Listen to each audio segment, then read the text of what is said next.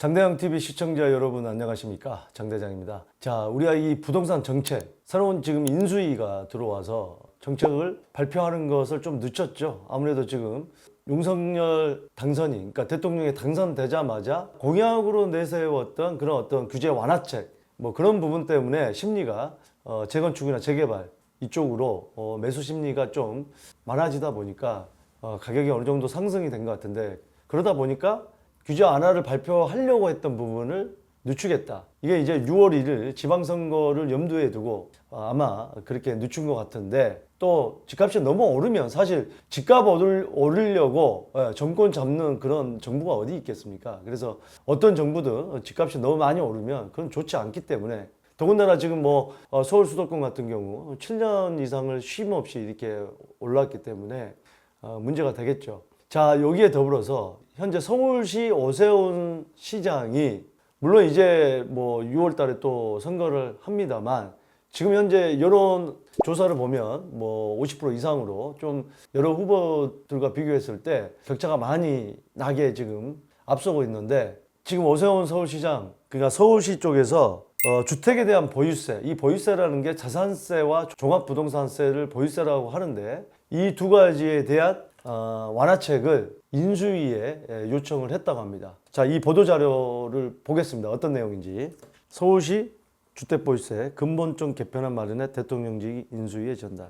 자, 이 서울시는 아무래도 이 재산세랑 종부세를 가장 많이 내고 있죠. 그러다 보니까 대통령 선거 때도 지금 빨간 물결, 그러니까 국민의힘 쪽의 지지율이 점유도가 더 많아졌던 거죠. 그러다 보니까 당연히 공시가격이 지금 계속해서 올랐는데, 실거래가가 많이 오르고 공시가율을 현실화시키겠다고 해서 급격하게 많이 올랐죠. 그러다 보니까 1주택만 가지고 있어도 이 재산세를 내는 분들이 훨씬 더 세금 부담을 많이 느꼈던 거죠. 자, 이 재산세 이 개편안을 전달한 내용을 보면, 주택 가격 상승과 공시가격 현실화 등 변화된 시장 상황을 반영해 2009년 지방세법 개정 이후 13년 동안 변동 없는 현행 주택품 재산세 세율 체계를 순절하고 싶다. 그래서 담세 능력이 부족한 시민에 대한 보호를 강화하는 데 방점을 뒀다. 자, 집값이 오르니까 세금을 많이 내게 해서 집값 잡겠다.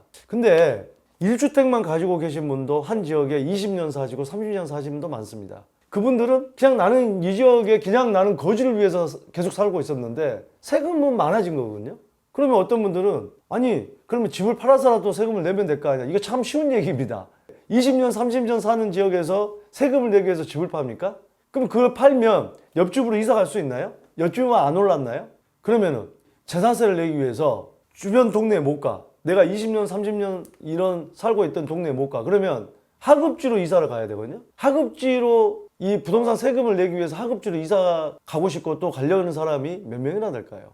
자, 이게 이제 그 과표가 재산세를 내는 요일표인데, 요건 이제 참고를 하시고요. 우리가 뭐 재산세 요일표까지 외워가면서 공부할 필요는 없습니다. 대충 내가 필요하다 그러면 이렇게 계산이 되는구나, 요 정도는 그냥 요 표를 보시고 참고를 하면 될 것 같습니다. 자, 이제 요겁니다. 서울시에서 재산세 부분에 대해서 인수위에 이렇게 개정해 주십시오, 요청드립니다 하는 게, 현행 공시가격 6억 원 초과 구간에 대해서는 일률적으로 130% 적용하고 있으나, 그러니까 세부담 상한입니다. 전년도 대비해서 공시가격 6억 9억 구간에는 110%, 9억 초과 구간은 115% 인하를 건의했다. 자, 이게 건의한 내용입니다. 그러니까 9억 원 초과, 6억 원 초과부터 세부담 상한이 130%인데 6억 원에서 9억 원은 110%고 9억 원 초과는 115%, 작년 대비해서. 작년 대비해서, 그러니까 세부담이 130%면 공시가격 6억 초과만 돼도 공시가격이 많이 오르면 30%까지 더 내야 됩니다. 작년에 뭐 300을 냈다 그러면 올해는 뭐 390까지 내야 되는 그런 상황인데, 이걸 더 줄이자. 세부담 상한을 급격하게 오르는 것을 막자. 자, 거기다가 좀 주택분 재산세 신설하는 게 뭐냐면, 종합부동산세는 보유기간 5년 이상 또는 연령은 만 60세 이상, 이런 어떤 공제를 해주는 그런 구간이 있습니다만, 재산세는 없기 때문에 재산세에서도 자, 이런 걸 좀 제한한 거죠. 보유기간 5년 이상 10년 미만은 5% 공제를 해주고, 10년 이상 15년 미만은 10%, 15년 이상은 15% 공제를 해주세요, 이거고요. 연령에 따라서는 만 60세 이상에서 만 65세 미만은 5%, 만 65세 이상에서 만 70세 미만은 10%, 만 70세 이상은 15% 공제를 해 주십시오. 그러니까 종합부동산세는 있지만 재산세는 없습니다. 그러니까 이런 부분을 맞습니다. 예, 1세대 1주택자는 종부세 안 되는 분도 있기 때문에 이 재산세, 고령자, 오래 보유한 분은 재산세도 공제 좀 해 주십시오. 이거는 좀 제가 볼 때 좀 합리적인 제안이 아닌가 하는 생각이 듭니다. 자, 이 종합부동산세는 현행 1세대 1주택자는 150%가 상한선입니다. 작년에 100을 냈다 그러면 올해는 150까지만 내는 거고, 다주택자는 300, 그러니까 3배까지도 내야 됩니다. 이건 좀 크죠? 이걸 1세대 1주택자는 115%, 1세대이기 때문에 부부가 같이 한 주택일 때는 115%까지, 그러니까 작년 대비해서 15%만 더 올려라 최대. 그 다음에 1주택자, 종부세는 인별과세이기 때문에 부부가 각각 하나씩 있다. 그러면 인별로 20%, 120%까지만 상한선을 내자. 더 내게 하지 말자. 그 다음에 다주택자는 150%. 그러니까 전년 대비해서 3배가 많아지는 건 사실 과합니다. 과합니다.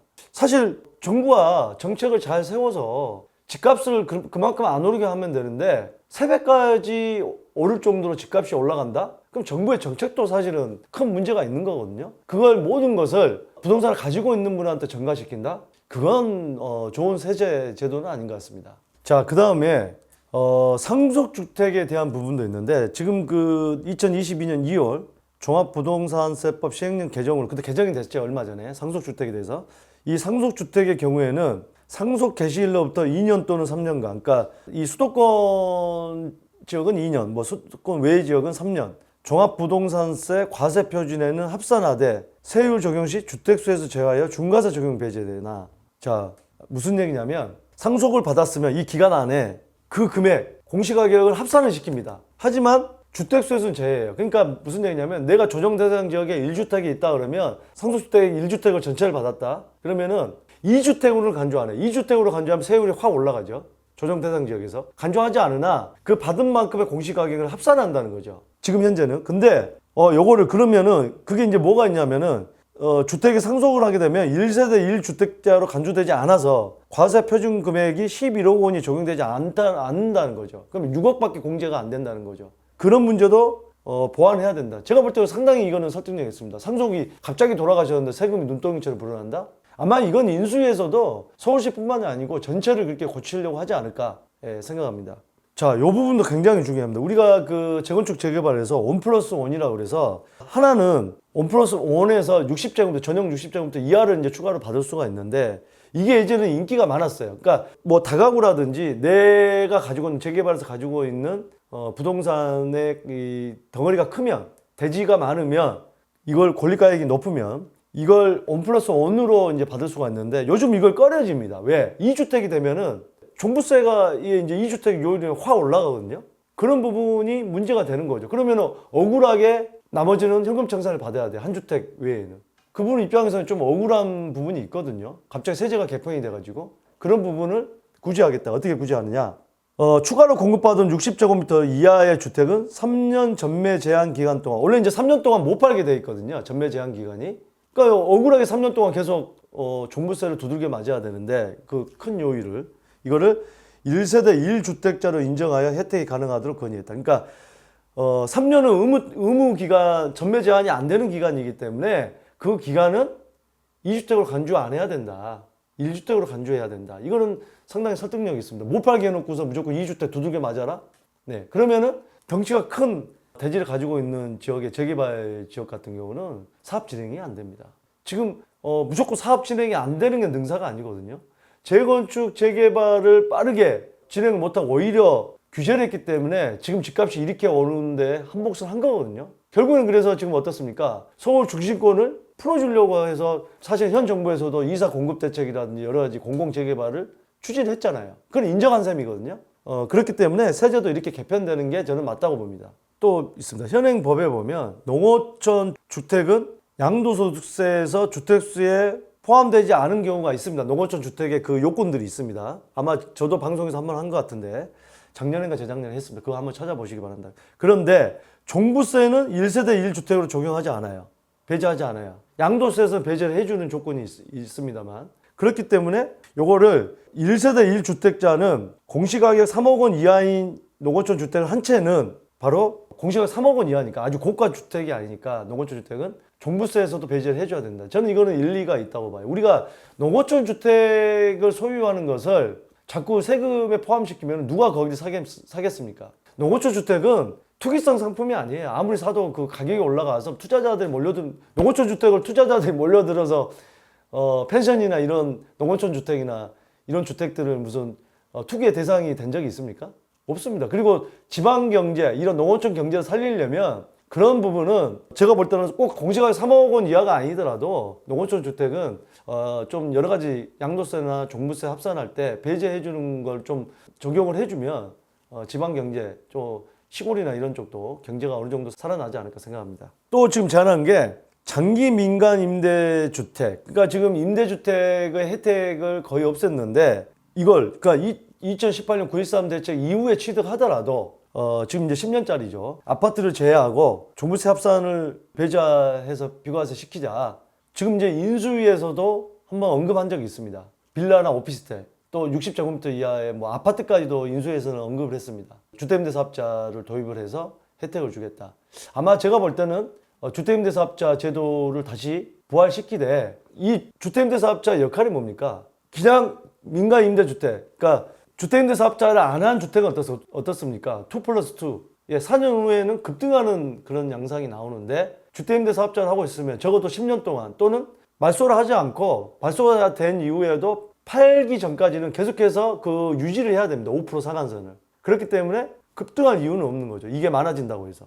그래서 전월세 시장의 안정을 가져다 줄 수 있기 때문에 또 이런 주택임대사업자 등록을 많이 하게 되면 세수 확보도 되고 투명해지고 그런 부분도 있습니다. 그렇기 때문에 제가 볼 때 문재인 정부에서 처음에 막 하라고 권유했다가 갑자기 이걸 주택임대사업자 등록에 혜택을 많이 주니까 이게 집값 많이들 사서 집값이 올랐다 해서 갑자기 없애버려 이게 아니고 이걸 잘 제도를 만들어서 중장기적으로 안정되게 끌고 갈 수 있는 보완책이 나온다고 한다면 좋은 제도가 될 수가 있습니다.